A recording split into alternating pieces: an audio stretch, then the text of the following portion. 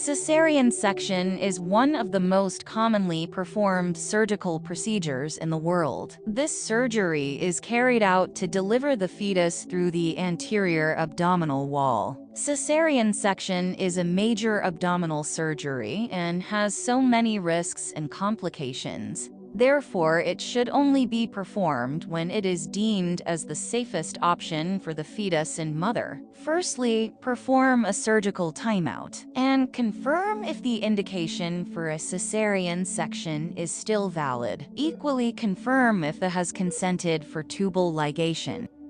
Gently palpate the abdomen. Abdominal palpation can be carried out both antenatally and intrapartum to determine the position of the fetus. Auscultate the fetal heart rate. Fetal heart rate auscultation is used to determine the presence and position of the fetus. Regional anesthesia is administered.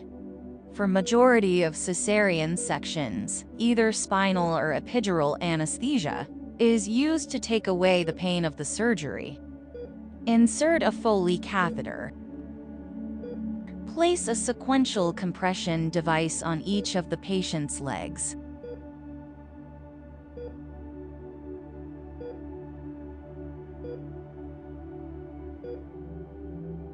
Pinch the body to confirm that spinal anesthesia is effective.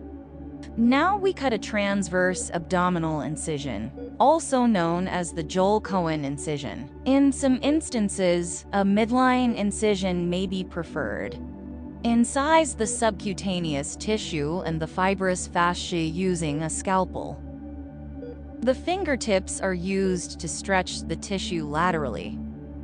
Extend the incision laterally using curved Mayo scissors. Extend the anterior rectus sheath incision laterally. Elevate the tissue using pickups to ensure the surgical visibility. Separate the rectus muscle. Open the parietal peritoneum by stretching open the tissue. If unable to gain access to the peritoneal cavity using blunt dissection, elevate the fascia using pickups and carefully cut the peritoneum. Stretch the abdominal opening by pulling the abdominal muscles laterally. Stretch the subcutaneous tissue and peritoneum laterally. Open the loose visceral peritoneum over the lower uterine segment. Confirm the peritoneum is free from the underlying structures. Use suction and swabs to remove any excess blood. The surgeon can sweep his fingers between the layers of tissue to ensure the bladder peritoneum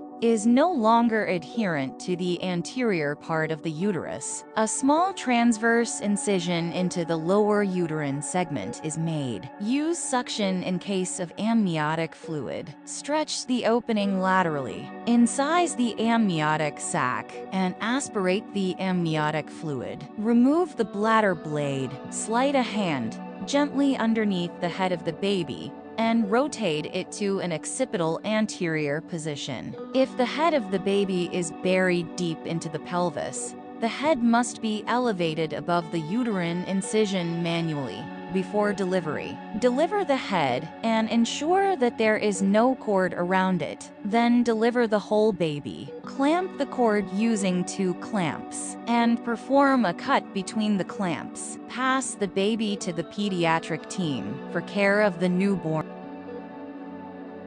Deliver the placenta using gentle traction on the umbilical cord in order to minimize blood loss and reduced incidence of endometriosis.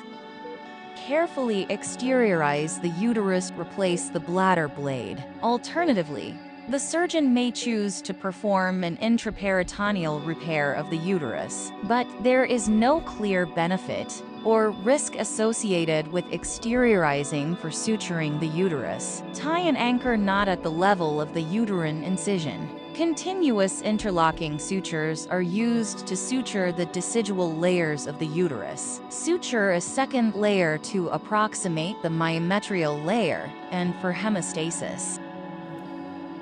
The second layer of the suturing should bury the first layer. Confirm hemostasis. Attention should be given to the area adjacent to the bladder and uterine incision angles due to the proximity of the uterine vessels. Place the uterus back into its anatomical position. Confirm hemostasis in the anatomical position. Clean and dry the parabolic gutters. Sutures in fascia should be secure, but not too tight, as this can lead to post-operative pain. Sutures should be evenly distributed, 1 centimeter deep and 1 centimeter apart, to distribute tension and achieve maximal wound strength. Confirm hemostasis at the subcutaneous level. And finally, close the skin using subcuticular stitches. Alternatively, the surgeon might prefer to use staples. Staples are recommended for patients with diabetes and obesity to minimize risk of infection. Sutures can be removed 3 to 5 days after surgery.